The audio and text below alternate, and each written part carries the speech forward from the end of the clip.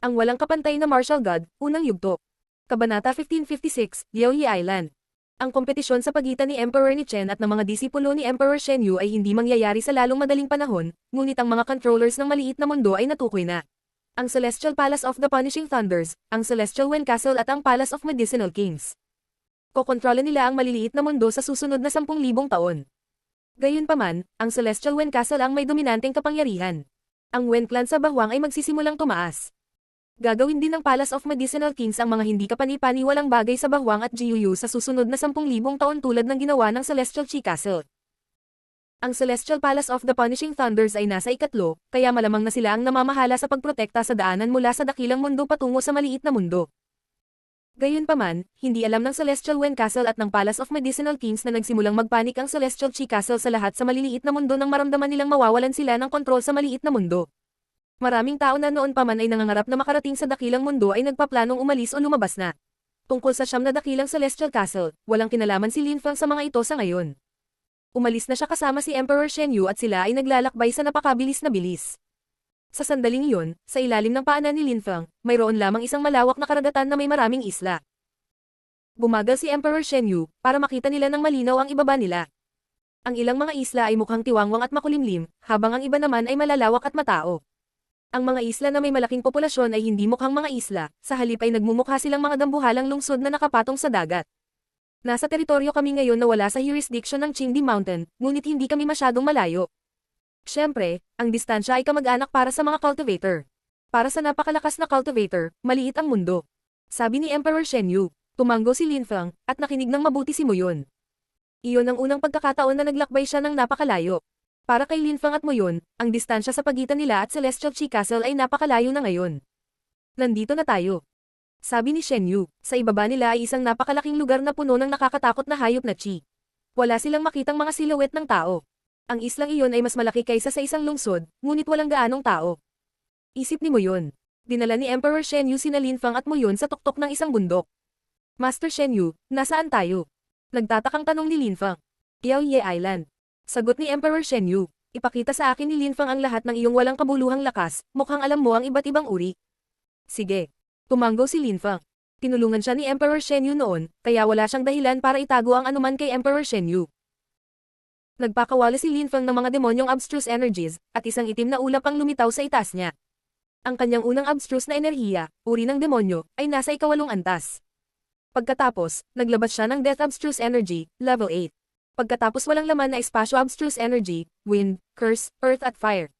Nagamit na ni Lin Feng ang mga iyon noon, ngunit namangha si Emperor Shen Yu na lahat sila ay nasa 8 antas.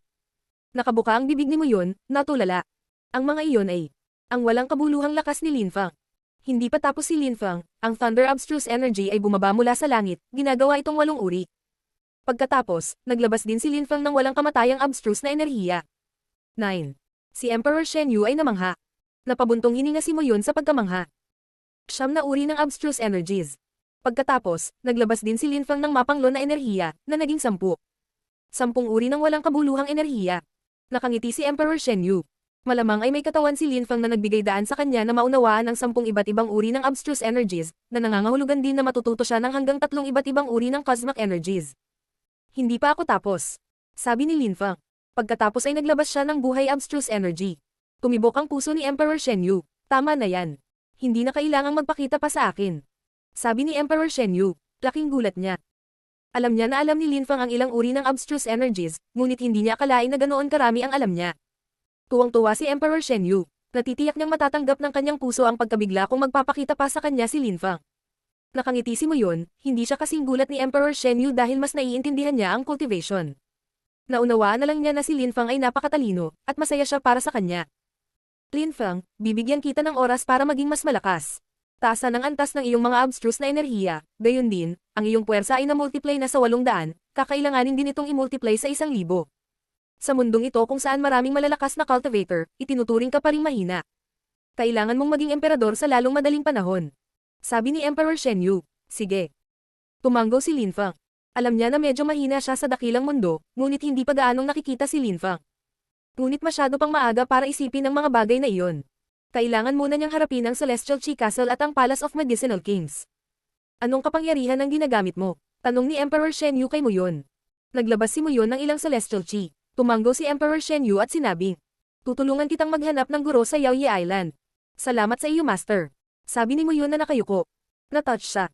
Biz. Sa sandaling iyon, isang pulang ilaw ang lumilitaw na patungo kay Muyon. Nagulat si Emperor Shen Yu, hinawakan siya, at pinalayo. Gayunpaman, sa halip ay kinuha ng pulang ilaw si Lin Fang. Tumigil ka, sigaw ni Emperor Shen Yu. Siya ay naging isang itim na sinag ng liwanag at hinabol ang naunang liwanag. Slash. Habang hawak niya ang pulang ilaw, pinunit niya ang isang piraso ng rope. Biglang huminto ang tao at ngumiti kay Emperor Shen Yu. Napakaseryoso mo, ang walang kapantay na martial god, unang yugto. Kabanata 1557, maraming pagbabago. Pakawalan mo siya. Hiling ni Emperor Shen Yu. Ang babaeng iyon ay tumingin kay Lin Fang at hinaplos ang kanyang mga pisngi. Akala ni Lin Fang, mabango siya. Pagkatapos ay ngumiti siya at sinabing, bata, ang gwapo mo, dapat manatili ka sa akin. Kung gagawin mo, ipapakita ko sa iyo ang kasiyahan ng buhay. Inilibot ni Lin Fang ang kanyang mga mata. Ano ang lugar na ito? Nakakatakot ang lakas ng babaeng iyon, ngunit paano niya tatanggihan ang pakikipagtalik sa isang nakakamangha na magandang babae? Hindi siya nakaimik. Ang kanyang ikatlong mata ay pula, na isang cute na hawakan. Hindi ako karapat-dapat sa iyo, Master. Sabi ni Lin Fang na nakangiti ng pilit. Ang babaeng iyon, walang alinlangan, ay napakalakas. Siya ay mukhang napakabata, ngunit maraming malalakas na cultivator ang mukhang bata. Tingin mo matanda na ako. Isipin mo na lang na sister mo ako. Nakangiting sabi ng babae, hindi pa rin pinansin si Emperor Shen Yu. Hindi nakaimik si Lin Fang at tumingin kay Emperor Shen Yu para humingi ng tulong. Sinabi ni Emperor Shen Yu, kung hindi mo siya pakakawalan, huwag mo akong sisihin sa pagiging impolite. Ang sama ng ugali mo, wala na akong ganang makipaglaro sa'yo. Sabi ng babae bago siya mawala. Ang kanyang pangalan ay Huyo at tawagin siyang kapatid na babae kung makikita mo siya muli. Ayaw niyang tinatawag siyang Master. Sabi ni Shen Yu, hindi pa rin nakaimik si Lin Fang ngunit tumanggo. Tara na, dadalhin kita sa ibang lugar. Sabi ni Shen Yu, makalipas ang maikling panahon, nakarating sila sa kalangitan sa itaas ng hanay ng bundok. Natutulog ang lalaking iyon. Bulong ni Shen Yu. Tumingin sina Lin Fang at Muyon sa malayo at nakakita ng kakaibang bundok na may mga kamay at paa. Mukha itong tao, o baka unggoy. Wake up, wake up. Galit na sigaw ni Shen Yu. Ang kanyang boses ay nagpasabog ng maraming bato. Gotcha. Isang malakas na tunog ang umalangaw na naging sanhi ng pag-iling ni Lin Fang. Ang dambuhalang unggoy na iyon ay ilang daang metro ang taas at nagsimula siyang gumalaw pagkatapos sumigaw si Shen Yu. Ang mga mata ng unggoy ay kasing laki ng pangitaas na katawan ni Lin Fang, dahilan para makaramdam siya ng pang-api. Isang hakbang pasulong ang dambuhalang unggoy. Bagamat sila ay nasa tuktok ng isang bundok at ang unggoy ay nakatayo sa paanan ng bundok, ang kanyang ulo ay kapantay ni Lin Fang at ng iba pa. Itinaas ni Lin Fang ang kanyang ulo at tumingin sa napakalaking kamay na iyon, ngunit hinayla siya ni Emperor Shen Yu. Nayanig ang lupa at langit, at pagkatapos ay sumabog ang bundok na kanilang kinatatayuan. Gaano kalakas? Hindi makapaniwala si Lin Fang sa kanyang mga mata. Kung nandoon si Yuan Fei, matutuwa siyang makita ang napakalaking unggoy na ito. Gising mo na naman ako, tanga. Galit na sabi ng isang boses. Ang tanga mo, sigaw ulit ng halimaw. Art. Ito ay napakalaki. Naramdaman ni Lin Fang na aalis na ang kanyang kaluluwa sa kanyang katawan. Ang kanilang mga boses ay nagdadala ng lakas ng sound wave. Iginalaw ng unggoy ang kanyang dambuhalang kamay patungo sa langit, na parabang sinusubukan niyang makuha ang langit. Ngunit wala siyang naabot, nakakita lang ng liwanag si Lin Fang. Ang isa pang halimaw ay 100 metro ang haba ngunit walang makita si Lin Fang nang gumalaw ito. Ang unggoy ay nagpatuloy lamang sa pagsigaw. Moron. Mukhang galit na galit ang unggoy ngunit alam niyang masyadong mabilis ang kanyang kalaban. Bukod sa pagtakas, ano pa ang magagawa mo, agresibong sabi ng unggoy. Itigil mo na, sabi ni Emperor Shen Yu sa dalawang halimaw. Bakit ba kayo nag-aaway? Nagdala ako ng isang maliit na batang lalaki dito na nakakaalam ng maraming uri ng abstruse energies. Maaari mo bang turuan siya tungkol sa Earth at Wind abstruse energies? Gusto kong makita kung alin ang mauuna niyang master. Shen Yu, sa tingin mo ba ako ay tulad ng tanga? Isang cultivator ng ikapitong layer ng Zunchi, isang tao sa ibabaw nito. Kung hindi mabilis mag-level up ang kanyang abstruse energy, kailangan kong manatili sa kanya ng maraming taon. Sabi ng halimaw sa langit. Lin Fang, bitawan mo ang iyong 10 iba't ibang uri ng abstruse energies at ipakita sa kanila. Sabi ni Emperor Shen Yu. Tumanggo si Lin Fang at pagkatapos ay pinakawalan ng kanyang 10 uri ng hindi kapanipaniwalang lakas. Napakaraming iba't ibang uri ng abstruse energies. Hindi makapaniwala ang halimaw sa langit. Kailangan kong pumunta at maghanap ng ibang tao, kaya sabihin mo sa akin kung sumasang-ayon ka o hindi. Kung hindi, kailangan ko siyang isama. Sabi ni Emperor Shen Yu na walang pakialam. Ang halimaw sa langit ay nagtanong. Ngunit siya ay isang tao. Paano ka naging tanga? Noong nagkaproblema ang Yaoye Island, sino ang tumulong sa atin? Tao o hayop? Tanong ni Emperor Shen Yu. Kaya, gagawin mo ba o hindi? Biz. Ang halimaw sa langit ay naging isang liwanag, na bumabalot kay Lin Feng sa isang unos ng hangin. Bastos. Galit na sigaw ng unggoy. Pagkatapos ay nanginag ang lupa nang muling gumalaw ang unggoy. Ang walang kapantay na martial god, unang yugto. Kabanata 1558, Pagsasanay ng husto. Isang silweta ang kumukutitap pabalik-balik sa itaas ng mga bundok ng isla. Biz. Nagpatuloy si Lin Feng sa paglalakbay pabalik-balik, sinusubukang sumanib sa hangin. Hindi rin tumigil si Lin Feng, tila determinado siyang makakuha ng isang bagay. Sa wakas, nakabisado ko ang hangin. Ngayon hindi na ako maaapektuhan ng totoong hangin. Bulong ni Lin Feng, bumangon sa ere. Parang wala na ang hangin, malaya na siyang nakakagalaw sa langit. Ilang buwan na ang ginugo ni Lin Feng sa Yaoyi Island, kaya alam niya kung nasaan siya ngayon. Sila ay nasa isang mundo ng hayop, sa gitna ng mga angkan ng hayop. Ang isla na kinaroroonan niya ay isa rin sa pinakamahalaga. Ang Stone Ape Master ay magpapabasag ng mga bato upang turuan siya ng Earth Energy habang pinapalipad siya ng ibon pabalik-balik upang maunawaan ang hangin at bilis ng Abstruse Energy. Bukod pa riyan, dumating ang iba pang mga hayop upang turuan siya ng iba pang mga enerhiya. Ang kanyang mga Abstruse Energies ay lahat ng pagpapabuti bilang isang resulta. Tumikha rin siya ng mga pangarap na magsanay ng paglilinang sa loob. Brother Lin Feng, pumunta ako para makita ka, sabi ng isang babaeng nakapulang damit. Nasa hangin siya sa itaas niya, kaya halos lahat ay nakikita ni Lin Feng. Halatang halata na sinusubukan niyang akitin siya. Ate Huyu, sanay na si Lin Feng na makita siya ngayon. Brother Lin Feng, dadalhin kita kung saan. Nakangiting sabi ni Huyu. Naging ilaw siya pagkatapos niyang hawakan si Lin Feng at gumuhit sa kalangitan. Nakabaligtad si Lin Feng at ang kanyang buhok ay marahas na lumilipad sa hangin. Pero halos hindi niya napansin na dahil nasa braso niya ito, dam-aikit ang balat nito sa kanya. Kinuha ni Huyo si Lin Feng palabas ng Yaoyi Island at lumipad sila sa ibabaw ng karagatan. Dumating sila ng napakataas sa langit kung saan ang lahat ay kulay ube. Nakakapangilabot na parang bagyo.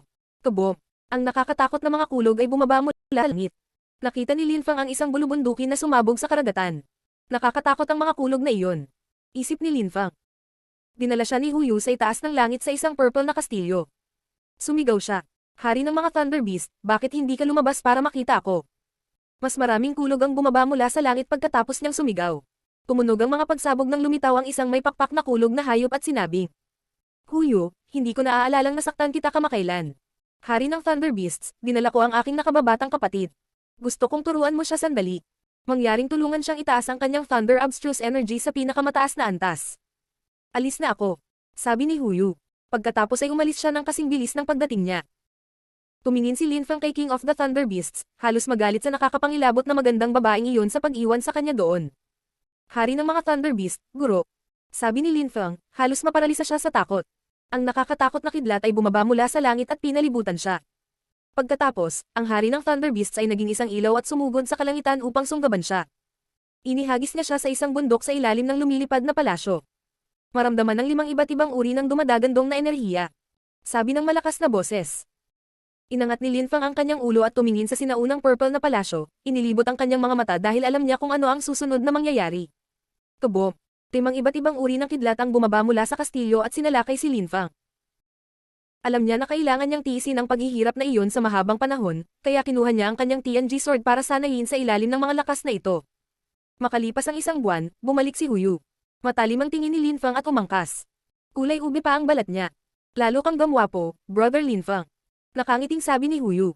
Tumingin si Lin Feng sa kanya, parang gusto niyang umiyak at ngumiti ng sabay. Sa wakas ay natuklasan na niya kung ano talaga ang kulog na enerhiya sa pagkakataong ito.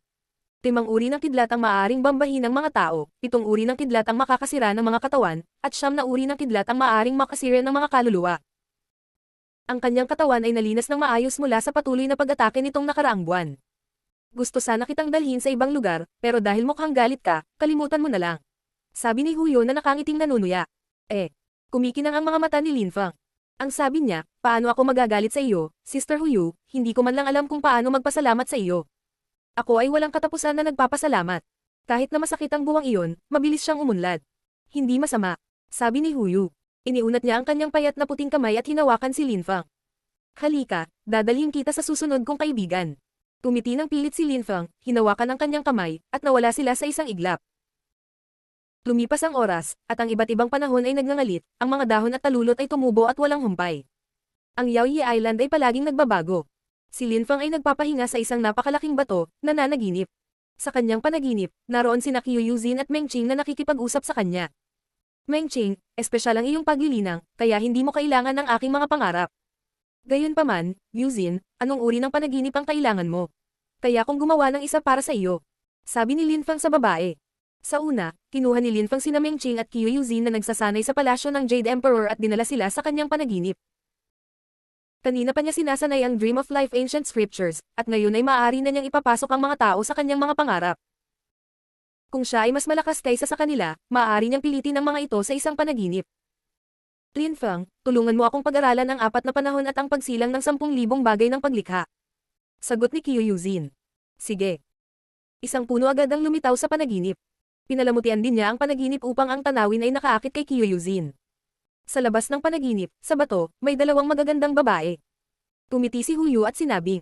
Natutulog siya. Ate yon, para sa akin ba o sa kanya ang prutas na iyon? Nakangiting tanong ni Huyu. Maaari kang kumain ng 2, ngunit magtabi ako ng 2 para kay Lin Feng. Sabi ni Yon habang inaabot ang isang berdeng prutas kay Huyu. Ayos lang, hindi ko kailangan. Hayaan siyang magkaroon ng lahat. Magugustuhan niya iyon. Sabi ni Huyu, ngumiti bago nagtanong. Gaano ka nakatagal sa Yaoyi Island? 1 taon at 1 buwan. Sagot ni Yon. 1 taon na ang lumipas ngayon. Kahit na ginugon niya ang lahat ng kanyang oras doon, nakaramdam siya ng saya at ginhawa. Ang kanyang guro ay nagturo sa kanya ng maraming bagay at hindi siya nakaramdam ng pressure, tulad noong siya ay nagtatrabaho sa Celestial Chi Castle. Magagawa na niya ang lahat ng gusto niya ngayon. Minsan, sumama rin siya sa maliliit na paglalakbay kasama ang kanyang guro. 1 taon na, napakabilis ng panahon. Oras na para umalis si Brother Fang at maglakbay ng kaunti. Nakangiting sabi ni Huyu. Iyon ang unang pagkakataon na ang mga hayop mula sa Yaoyi Island ay napakabait sa mga tao. Ang walang kapantay na martial god, unang yugto. Kabanata 1559, Bagong Emperador. Sa sandaling iyon, isang dambuhalang demonyong unggoy ang nagsasanay sa paglilinang sa isla kasama nila. Nagsasanay siya ng pamamaraan ng pagsuntok, na nagiging sanhi ng walang tigil na pagyanig sa paligid niya at ang mga bundok ay sumabog. Munting Demon Ape. Sigaw ng isang tao sa pagkakataong iyon. Ang Great Earth Demon Ape ay nagtaas ng ulo at tumingin sa tao, ito ay isang babaeng nakapulang damit. Ate Huyu. Sigaw ng Great Earth Demon Ape. Munting Demon Ape, lumaban ka kay Lin Feng, ngunit huwag mo siyang patayin. Nakangiting sabi ni Huyu. Tumingon ang Great Earth Demon Ape at nakita ang isang tao na lumilipad patungo sa kanya. Huwag mo lang siyang patayin. Matapos marinig iyon ni Lin Feng, nanginginig siya. Napakaamo. Sanay na si Lin Feng sa paraan ng pagkilos niya ngayon. Ang Great Earth Demon Ape ay tumingin kay Lin Feng na nanunuya, ngumisi mula sa gilid ng kanyang bibig. Noon pa man ay iniinis siya ng dalaga sa mga mababang gawain, ngunit sa wakas ay nasasabik na siya, magagawa niya ang isang bagay na gusto niya. Gayunpaman, ang Great Earth Demon Ape ay nag-aalala na si Lin Feng ay masyadong mahina. Ang Great Earth Demon Ape ay naglabas ng Earth Cosmic Energy patungo kay Lin Feng. Biz. Gumalaw si Lin Feng na parang hangin at nawala sa kinaroroonan niya kanina. Nagulat ang Great Earth Demon Ape sa kanyang biglaang bilis. Ngayon ay papalapit na si Lin Feng, na naging dahilan ng pagngiti ng Great Earth Demon Ape. Saan ka pupunta? Tanong ng unggoy, sinusubukang hulihin si Lin Feng. Isang puwersang pinarami ng 1,000 envelope Lin Feng. Gustong makita ng unggoy kung paano nilayon ni Lin Feng na iwasan iyon. Isang liwanag ang lumitaw, at ilang mga clone ni Lin Feng ang lumitaw habang gumagalaw ng may hindi kapani-paniwalang bilis. Dahil doon, sa wakas ay nakarating siya sa Great Earth Demon Ape at sinuntok ang hangin sa kanyang direksyon. Nanginginig ang langit nang bumagsak ang suntok sa Great Earth Demon Ape na muling nagulat. Ibinaba niya ang ulo, nagulat siya nang maramdaman niya ang suntok na iyon. Nakakatakot na pisikal na katawan. Isip ni Lin Feng, ang kanyang mga suntok ay talagang walang nagawa sa Great Earth Demon Ape. Naunawaan ni Lin Feng kung anong uri siya ng hayop, kontrolado niya ang Earth at demonic energy, kaya ang kanyang depensa ay tiyak na kahanga-hanga. Sa unang pagkakataon na nakilala ni Lin Feng ang Great Earth Demon Ape, pinalaban niya sila. Napakalupit. Tulad ng naisip ni Lin Feng, pagkatapos ng pagsasanay doon sa loob ng ilang oras, dinala niya siya at dinala sa isang lumulutang na isla. Ngunit nakaramdam ng panghihina si Lin Feng, nakaramdam siya ng kontrapuwersa na maaaring magpalipad sa kanya. Sa wakas, nang hindi na niya matiis, umalis siya sa lumulutang na isla at bumalik sa Yaoyi Island. Ipinagpatuloy niya ang pagsasanay sa pagtatanim doon. Madalas siyang dinadala ni Huyu sa ibang lugar para tulungan siyang magsanay. Kahit na sa bawat pagkakataon ay mahirap, si Lin Feng ay nagiging mas malakas. Sa tuwing lilito si Huyu, tinanong niya si Lin Feng kung nai-inlove na ba siya sa kanya o hindi, at sa tuwing nanginginig si Lin Feng. Gusto niyang mabuhay kaya wala siyang sinabi na ikagagalit nito. Tila mabilis lumipas ang oras sa Yaoyi Island. 1 taon at 7 buwan na ang lumipas mula noong dinala siya ni Emperor Shen Yu doon, ngunit may impresyon si Lin Feng na 1 buwan na lang ang lumipas. Sa panahong ito, hindi lamang bumuti ang kanyang lakas at puwersa, ngunit ang kanyang pisikal na katawan ay bumubuti rin. Maaari pa nga siyang kumuha ng sampal mula sa Great Earth Demon Ape bumalik sa Qingdi Mountain, ang mga bagay ay gumagalaw din. Ang Qingdi Mountain ay isang napakalaking bundok sa loob ng Qingdi City at kumilos bilang isang banal na cultivation ground. Sa sandaling iyon, may ilang silhouette na nakatayo sa tuktok ng isang bundok, na nakatingin sa lahat mula sa itaas. Mahigit 1 taon at kalahati na ang lumipas. Bulong ng isang tao. Kung naroon si Lin Feng, makikilala niya sana si Chi Yuchen, na ngayon ay mukhang mas malakas kaysa dati. Lin Feng. Aniyan ay kinuyom ang kanyang mga kamao habang nag-iipon ng mga nakakakilabot na enerhiya. Maaari niyang isipin ang pagpatay kay Lin Feng. Ang kanyang puwersa ay pinarami na ng 1,000 ngayon. Pagkatapos patayin si Lin Feng, mas magsasanay siya ng cultivation at magiging isang emperador kaagad. Kaya, gusto mo pa rin siyang patayin. Sabi ng isang tao sa sandaling iyon. Lumingon si Chi Yuchen at nakita si Zhou Tianruo. Siyempre, sabi ni Chi Yuchen sa malamig na paraan. Ako mismo ang papatay kay Lin Feng. Sabi ni Zhou Tianruo habang pinakawalan niya ang nakakasilaw na gintong banal na chi. Kinasusuklaman din niya si Lin Feng. Tingnan natin kung sino ang unang pumatay sa kanya.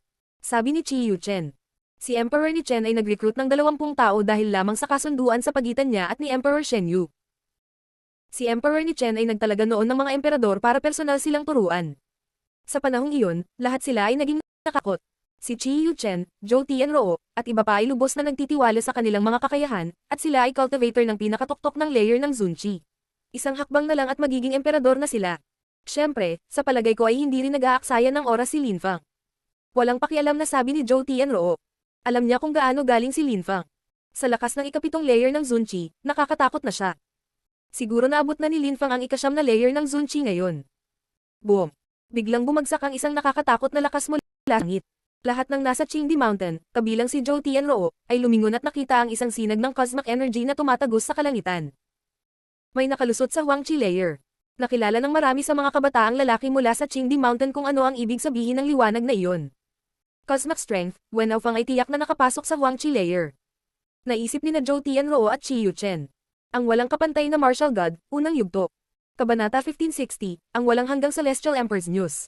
Mayroong isang madilim na lugar sa Yaoye Island na hindi nagbago.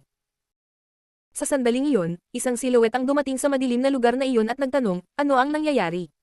Imposibleng malaman kung sino ang nagsalita, sobrang dilim. May balita mula sa Everlasting Celestial Emperor. Sabi ng isang silhouette. Anong balita? Tanong ng isang boses. Ang silhouette pagkatapos ay nagpatuloy sa pagsasabi sa kanya tungkol sa pagbagsak ng walang hanggang Celestial Emperor. Ano ang reaksyon ng ibang grupo? Tanong ng boses ng dilim na walang pakialam. Nang bumagsak ang walang hanggang Celestial Emperor, ang kanyang palasyo ay nawala at sa wakas, ito ay muling lumitaw. Ang Celestial Qingling Palace ay nagpadala na ng kanilang mga disipulo. Hindi rin mag-aaksaya ng oras ang palasyo ng mga Diyos. Hindi palalampasan ng Qingdi Mountain ang kanilang pagkakataon, ngunit hindi sila nagpadala ng anumang puwersa ng imperial, nagpadala lamang sila ng mga disipulong hindi pa nakalusot sa Huangqi layer muna upang siyasatin ang lugar. Sabihin kay Shen Yu na harapin iyon at ipaalam sa akin ang pag-unlad. Sabi ng boses sa dilim. Gagawin ko, kamahalan ng Beast of the Night. Sabi ng taong iyon na tumatango.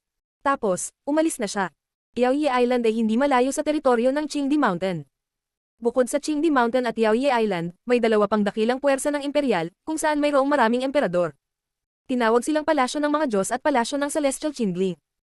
Bukod sa 4 na dakilang emperador, maraming malalakas na cultivator ang patuloy na lumalaban sa pagitan nila, ang ilan ay bumangon, ang ilan ay bumagsak. Ang dakilang mundo ay patuloy na nagbabago dahil kakaunti sa kanila ang immortal. Matapos kumalat ang balita, maraming tao ang nabaliw at nagsimulang maghanap sa palasyo ng walang hanggang Celestial Emperor. Dati siyang isang hindi kapani-paniwalang manlalaban na nagpamangha sa mundo. Noong Cultivation Emperor pa ang Everlasting Celestial Emperor, napatay niya ang 56 na emperador sa parehong labanan. 80 sila ay ka-level niya. Matapos ang pagbagsak ng walang hanggang Celestial Emperor, marami rin ang nagluksa para sa kanya. Matapos makatanggap ng balita mula sa Everlasting Celestial Emperor, agad na nag-react ang Qingdi Mountain, ngunit nalaman din ito ng ibang puwersa ng ganoon kabilis. Sa sandaling iyon, si Lin Feng ay nasa panaginip pa rin. Kahit na ang mga hayop ng Yaoye Island ay mabait sa kanya, si Meng Qing ay isang hayop din at ang kanyang katayuan ay hindi kapani-paniwala. Matapos niyang makilala ang kanyang ina, alam niyang kailangan niyang panatilihin si Meng Qing sa loob ng palasyo ng Jade Emperor. Ngunit doon, maaari pa rin silang mangarap na magkasama. Lin Feng. Sabi ni Emperor Shen Yu, masigasig din siyang nagsasanay sa paglilinang sa loob ng mahigit 1 taon na. Ang babaeng nag-alaga kay Linfang ay nagsabi kay Emperor Shen Yu tungkol sa kanyang pag-unlad, kaya alam niya na si Linfang ay hindi nag-aksaya ng oras. Nagising si Linfang at binuksan ang kanyang mga mata. Nakita niya si Emperor Shen Yu at ngumiti. Guro, Linfang, naparito ako para sabihin sa iyo ang isang bagay. Dapat kang bumalik sa siyam na dakilang Celestial Castle. Sabi ni Emperor Shen Yu. Tumanggo si Linfang. Para saan? May balita mula sa Everlasting Celestial Emperor. Pumunta doon at subukang maghanap ng ilang mga pahiwatig. Sabi ni Emperor Shen Yu. Siyempre, sa pagkakataong ito, hindi ka pupunta bilang individual, kakatawanin mo ang Yaoye Island. Kunin mo itong Yaoye Amulet para walang makaisip na saktan ka. Inihagis ni Emperor Shen Yu ang Yaoye Amulet kay Linfang. Tiningnan nito ni Linfang, at nakita ang salitang, Yaoye na nakasulat dito.